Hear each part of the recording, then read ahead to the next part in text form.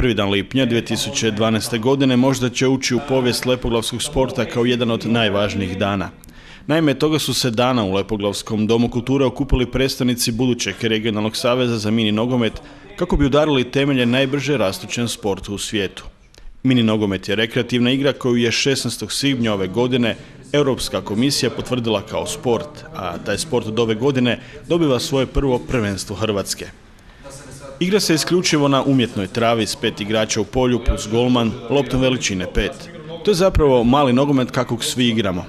Mini nogomet okuplja rekreativce između 16 i 45 godina, a članicama Europske mini nogometne federacije trenutno je 21 zemlja s ukupno 700.000 igrača rekreativaca, po čemu je ovaj sport jedinstven. Do kraja godine u članstvu federacije bit će 15 novih članica, što će ovu paneuropsku organizaciju od 36 zemalja činiti najvećom takve vrste u svijetu.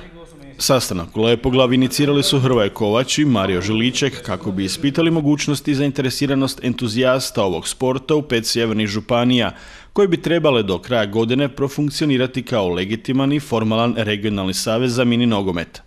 Svoje su predstavnike na sastanku tako imale Varaždinska, Međimurska, Krapinsko-zagorska, Bjelovarsko-bilogorska i Koprivničko-križevačka županija. Sastanku su također nazočili i predsjednik Hrvatskog saveza za mini nogomet Bruno Alpeza te tajnik istog Alan Pajnić. Pa zapravo cilj Saveza mini nogometa, čiji sam ja predsjednik, je promocija rekreativnog sporta, odnosno mini nogometa na području cijele Hrvatske i to na način da to bude maksimalno ozbiljno, da to bude maksimalno profesionalno, maksimalno transparentno. Mini nogomet, za one koji ne znaju, zapravo mali nogomet, službeni naziv za mali nogomet koji je 16.5. koji je Europska komisija priznala kao sport i od tada smo samostalna i organizacija koja odgovara samo Europskoj mini nogometnoj federaciji koja je zapravo krovno tijelo. Ozbiljnost cijelog projekta potvrđuje činjenica kako je službeni ambasador cijele priče proslavljeni hrvatski nogometni reprezentativac Dario Šimić, dok izbornički dvojac čine Josip Šimić i Antonio Franja. Izbornici će imati zadatak da od 30 najboljih igrača kroz državnu završnicu izaberu 2 vratara i 10 igrača koji će predstavljati prvu hrvatsku mini nogometnu reprezentaciju koja će braniti boje Hrvatske na Europskom prvenstvu što će se ove godine održati u Moldaviji. U Hrvatskoj se trenutačno igra prvo prvenstvo Hrvatske u mini nogometu koje broji više od 130 ekipa s ukupno 1600 igrača. Prvenstvo se održava u Zagrebu, Samoboru, Sisku, Đakovu, Lepoglavi i Splitu. O domaćinu ovogodišnje državne završnice odlučivat će se na temelju kandidatura koje će poslati Lepoglava, Sisak i Đakovo. Postojeće malonogometne lige koje se već igraju, a koje to žele, dobit će licencu koja garantira odlazak pobjednika liga na regionalno, a najboljoj ekipi s regionalne razine na završnicu državnog prvenstva, gdje će se imati priliku boriti za naslov prvaka Hrvatske.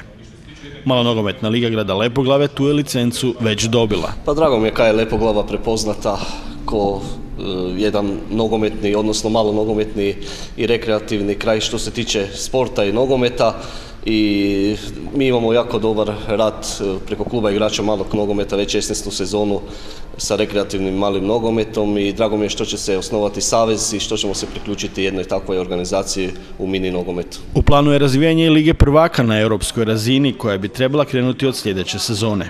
Ono što veseli jest činjenica kako postoji realna mogućnost da netko od igrača iz Lepoglavske lige malog nogometa odijene nacionalni dres.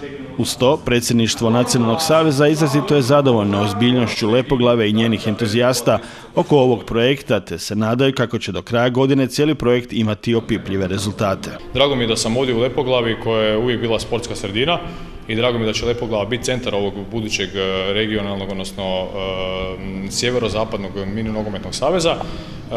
Drago mi je da su ljudi danas došli tu, da su prepoznali ovu ideju i drago mi je da su svi oni koji su došli zapravo mini nogometni zaljubljenici, ljudi koji su igrali nogomet, koji organiziraju to na onaj način kako treba biti, dakle bez ikakvih materijalnih ideja, nego jedna čista ljubav prema sportu, ljubav prema rekreaciji, u principu želja za okupljanje što više ljudi na jednom nivou koji je rekreativan, koji je zapravo masovan i kao takav u Hrvatskoj nema granica i mislim da može tu biti kroz par godina više od 30.000 igrača koji će se baviti ovim sportom pod našom organizacijom. Zadovoljstvo ne skrivaju ni ostale lige u kojima se trenutno igra mini nogomet, a produktivnost samog sastanka potvrdila je i činjenica kako su prisutni odmah dogovorili sve termine za daljnje aktivnosti, iz kojih izdvajamo 11. kolovoz kao termin za odigravanje regionalne završnice, čiji će pobjednik igrati na prvoj završnici mini nogometne lige Hrvatske. Pa evo, pozdravljam ovu ideju, mislim da je konačno neko shvatio da treba sve te rekreativne amaterske lige staviti pod jednu krovnu organizaciju. Pozdravljam ideju, apsolutno, moram izraziti i zadovoljstvo, čak smo i dosta iznenađeni samim tim što se sve nudi pod organizacijom i kako bi to sve u stvari trebalo izgledati. Nova sportska priča iz Lepoglave koja ima zamah i na državnom nivou dokaz je kako je za neke stvari samo potrebno strpljenje, entuzijazam te pravovremena reakcija. Lepoglava je započela pričati jednu tako lijepu sportsku priču.